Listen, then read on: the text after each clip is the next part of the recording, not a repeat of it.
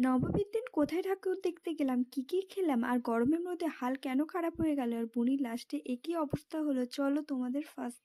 তো hello everyone, আজ হচ্ছে নবমী। সবাইকে মহানবমীর অনেক অনেক শুভেচ্ছা। জানি অনেক দিন আগেই নবমী পেরিয়ে গেছে, কিন্তু আমার ভিডিও এখন এডিট হচ্ছে। তো দেখো, আমি সন্ধ্যাবেলায় রেডি হতে বসে গেছি, আর হাফ রেডি হওয়ার পর তোমাদেরকে দেখিয়ে দিলাম। তারপর আমি ফুল রেডি হয়ে গেছি, আর মা পাশ দিকে চল রে করে চেঁচাচ্ছে। তো আমাকে কেমন লাগছে অবশ্যই জানিও। তো আমরা প্রথমেই চলে গেলাম আমাদের কাছে গ্রামের ঠাকুরটা দেখতে। গ্রামে 3টেই ঠাকুর হয়, একটা বড় হয় আর 2টো মন্দিরে হয়। তো দেখো তোমরা, নবমীর দিন এতটা ভিড় হবে আমি ভাবতেই পারিনি।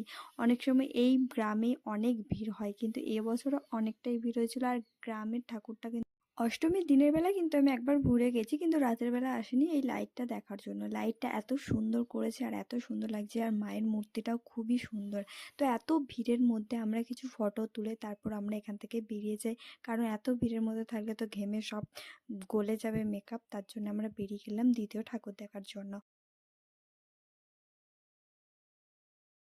তারপর তো সেকেন্ড ঠাকুরটা হচ্ছে আমাদের মলে একদমই পাশের ঝংকারে। তো সেখানে একদম পুরো সাদার মধ্যে প্যান্ডেলটা রেখেছিল, তারপর লাইট দিয়েছিল। এই বছরও লাইটটা কিন্তু খুবই ভালো করেছিল।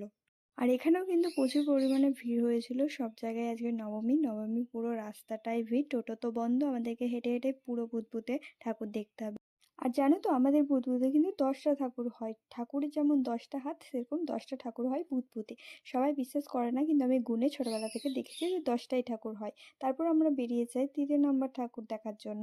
সেটা আমাদের ছাত্র সমিতি। ছাত্র সমিতির প্যান্ডেলটা এতটাই উঁচু করেছিল যে আমাদের পাড়া থেকেও প্যান্ডেলটা দেখা যাচ্ছিল, আর খুবই সুন্দর লাইটিং করেছিল। আর এই ঠাকুরের মুখটা কিন্তু আরো সুন্দর হয়, ছোট্ট পাড়া মতো। তারপর আমরা তার পেছনেই নতুন পল্লীতে ঠাকুর দেখতে চলে যাই। নতুন পল্লীতে এইবারে প্যান্ডেলটা দারুণ করেছিল, মহাভারতের কিছু অংশ এখানে এঁকেছিল এবং দেখানো হয়েছিল। তো তার মধ্যে অনেক কিছু ছোট ছোট থালা, তারপর অনেক কিছু দিয়ে এই প্যান্ডেলটা বানানো হয়েছিল। এখানে কিন্তু ঠাকুরটা একটু অন্যরকম। মায়ের হাতে তোমরা দেখতে পাচ্ছ 8টা গ্রহ রাখা আছে।